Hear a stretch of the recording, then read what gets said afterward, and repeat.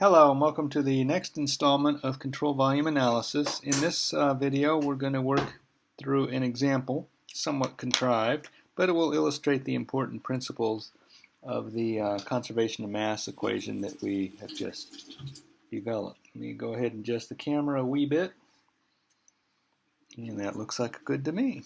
So here's the example. I'll start with writing out the problem statement. So water enters a channel. The two dimensions, it'll start in the x direction, it's going to curve around to the right direction.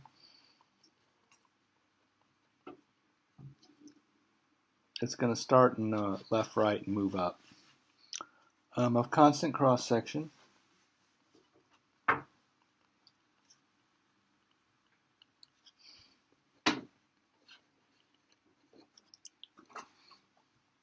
The width of the channel is going to be declared to have a value of h.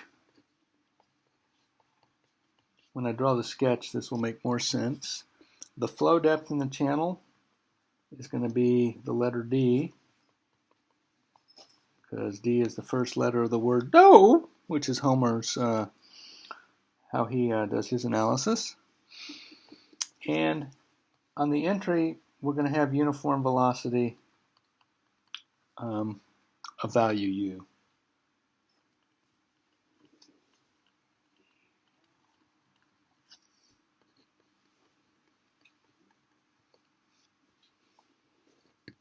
The channel makes a 90-degree bend.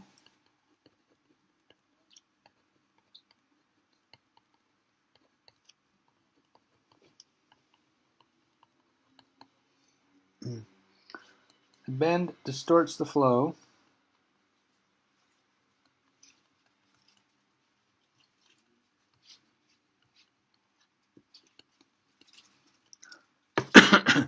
To produce a linear profile of the exit.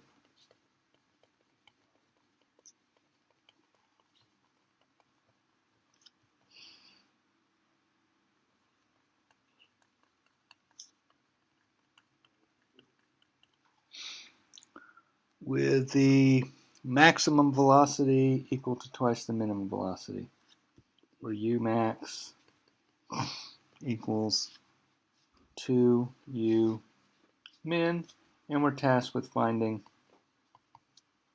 u min. Now it's right there, but that's not what we mean. Okay, so let me sketch my channel. So here's the horizontal part, curves to the vertical.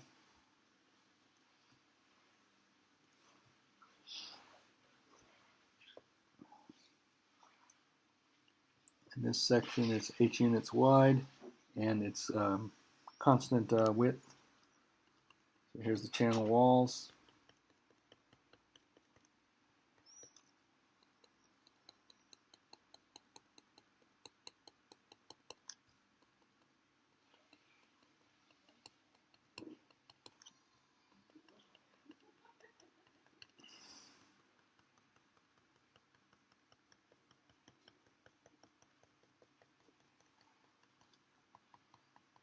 Okay, there's my channel. At the entrance, which we'll call here, we have uniform velocity value of u.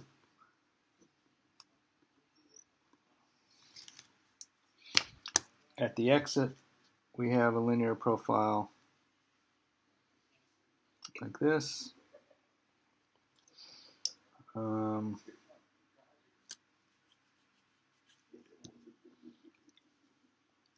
Where this is u max,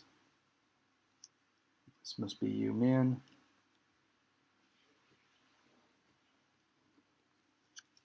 So there are my velocity profiles, entry and exit.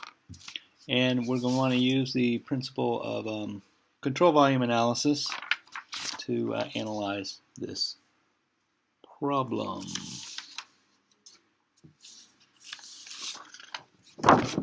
All right, so a control volume would be a fixed volume in space that we will go ahead and perform the various flux and volume integrals on.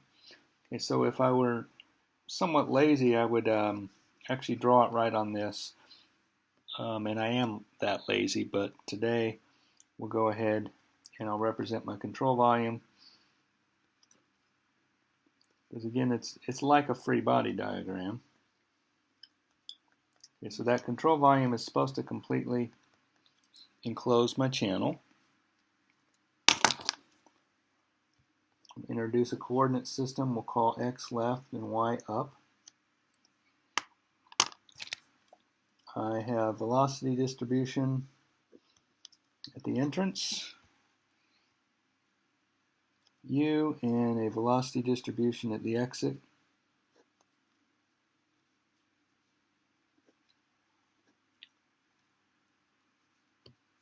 We will call the entrance location 1 and the exit location 2.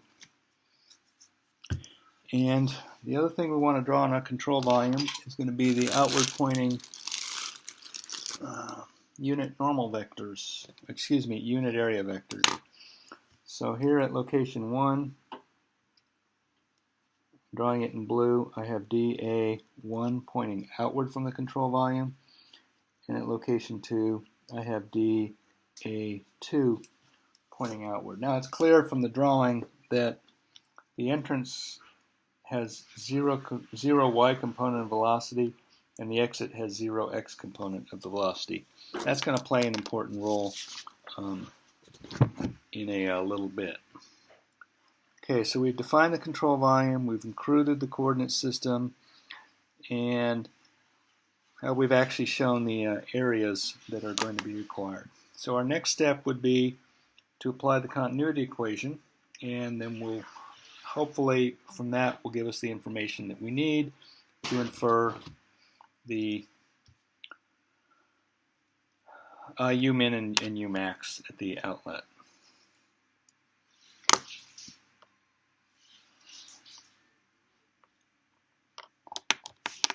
So continuity, we'll write it right up here. Trying to be a little economical with space, but I got plenty of writing real estate here. Continuity is 0 is equal to the integral, the time rate of change in the integral over the control volume of rho d volume plus the integral over the control surface of rho v dot dA. Now, let's look at the time rate of change of the integral of the control volume. This is steady flow. At least that's what was implied by the problem statement, because there's no additional information on time variation. So the first derivative with respect to time of whatever the mass in the control volume is going to be equal to 0. So that is equal to 0. And there's two reasons why that is. First, the volume itself doesn't change with time. And secondly, at least implicit in this case, density is a constant value. So we have just deduced the obvious statement that there's no mass accumulating or leaving that control volume. Basically, what comes in goes out. Now let's examine the surface integral. At this left edge, in position 1,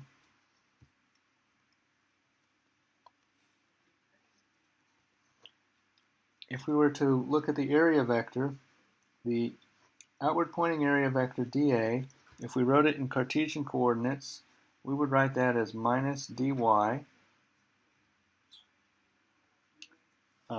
times the I vector. So here's our little delta y part, and that's going to be carried over the entire inflow area. And if we were to look at the velocity vector, u in Cartesian would be u times I, where I is the unit basis vector in the x direction. At position 2,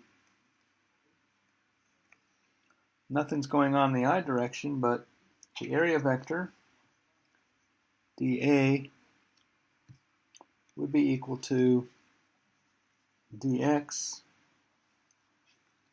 times j, where the little interval there is dx, and we'll integrate that across the entire surface. And the velocity vector v is equal to v of x with respect to j. Now I knew this was a function. I knew that velocity in the y direction varies with location in the x direction, and that's shown because this velocity distribution has a linear variation. Okay, now we have all the information we need to evaluate the control surface integral.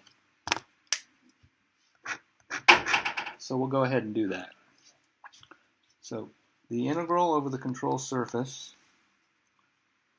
of rho v dot dA is equal to the integral over the entrance surface, which I've labeled as location 1, of rho times u times dA at that location, plus the integral at location 2 of rho v dot dA. And now we'll use this to evaluate the dot products. So let's look at first this first one. The integral over surface 1 of rho u dot dA is equal to the integral over surface 1 of rho u I times minus dy I. Now I dot I is equal to 1, so the result is this is minus rho integral over 1 of u dy, and in this case our limits of integration are 0 to cap h. So 0 to cap h. So we're now going to do the same thing for section 2. The integral over section 2 of rho v dot dA is equal to the integral over section 2 of rho times v of x j dot dx j. J dot j is 1, so that's a functional result. The dot product's defined, it doesn't degenerate to 0. Of rho integral. Now x is going to go from, since we have some choice in where our datum is, x can just go from 0 to also cap h, because if it's cap h wide here, it's cap h wide up here. At least from the problem statement it must be. So this is going to go from 0 to capital H of v of x dx. Now we're told in the problem statement what v of x looks like. We're told that v of x equals 2 u minimum minus u min times x over cap h. Now let's convince ourselves that's true. U max is equal to 2 u minimum, so we know that u max, as I've drawn it, occurs at location 0, so there's 2 u minimum when x is equal to 0, and when x is equal to h, when we're at the right edge, we have h divided by h, which is 1, so we have 2 u min minus u min equals u min. So this is the functional structure of that distribution. Okay, so with that,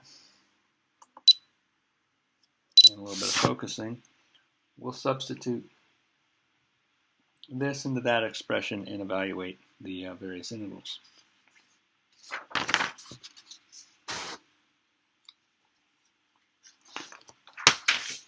So since I ran out of real estate, we'll start a new piece of paper. We'll transfer the important things so far. we found that the integral over section 1 is minus rho, definite integral from 0 to cap h, u dy. Integral over section 2 is equal to rho, integral from 0 to cap h of 2u min minus u min times x divided by 2 dx. So those are the two integrals we need to evaluate.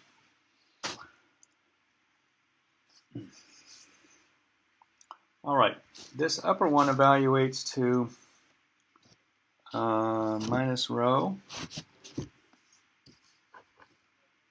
u y evaluated between 0 and h, which is minus rho u cap h. This bottom integral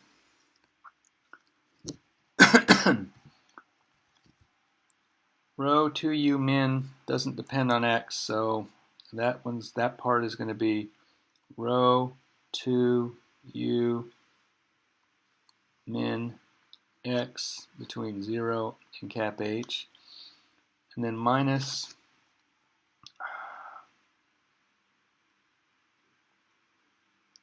rho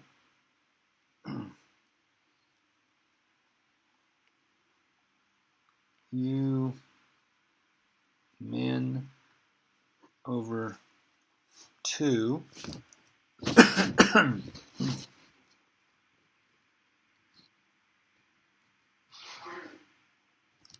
I'm missing a term. There should be it's not over 2, that's over cap h. This is over cap h, that's the constant, and then we get 1/2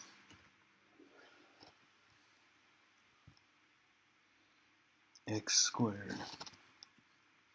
evaluated between 0 and h.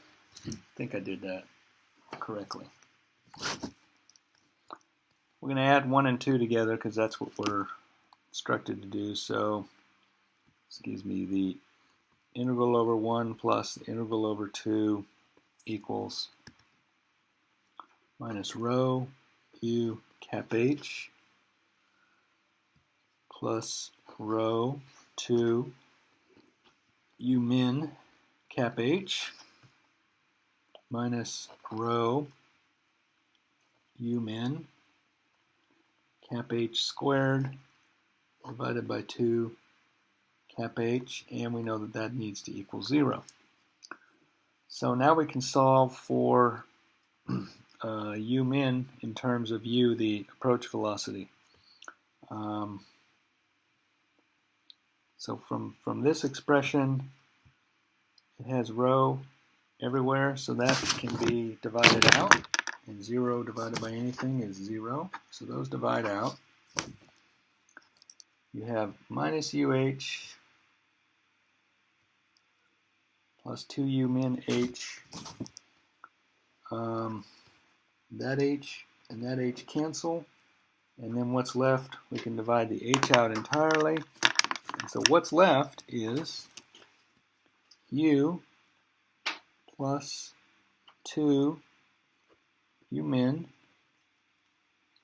minus u min divided by 2 equals 0.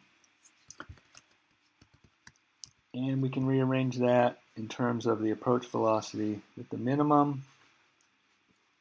Based on our analysis, u min is equal to 2/3 times u, whatever the approach velocity is. So the important concepts in this example are, 1, to draw the control volume. In this case, it was a non-deforming control volume drawn to completely enclose the curve in the channel. 2, draw the dA vectors. Literally draw them on the drawing. And then we'll use them later to write the vector components for the integrations.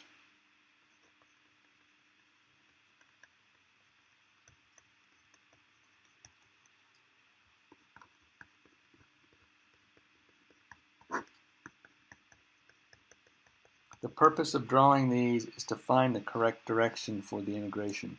The next important concept we applied was the general expression has a term v dot dA, and we used both the drawing and these component directions to figure the correct inner products.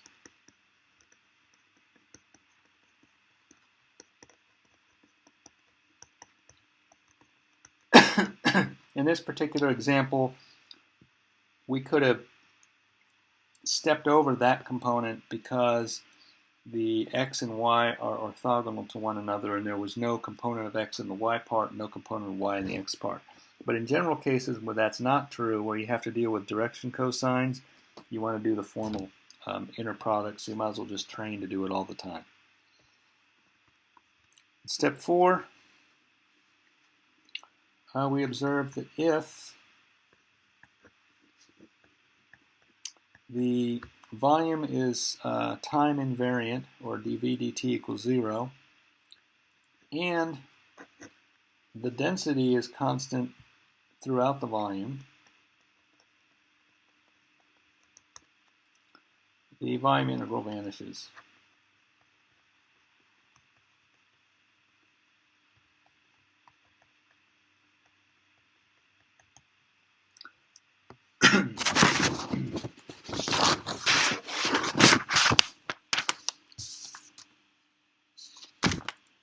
Okay, so that concludes this example, and we'll make another video following this one that will contain another, probably more intuitive example of the application of the principle of continuity.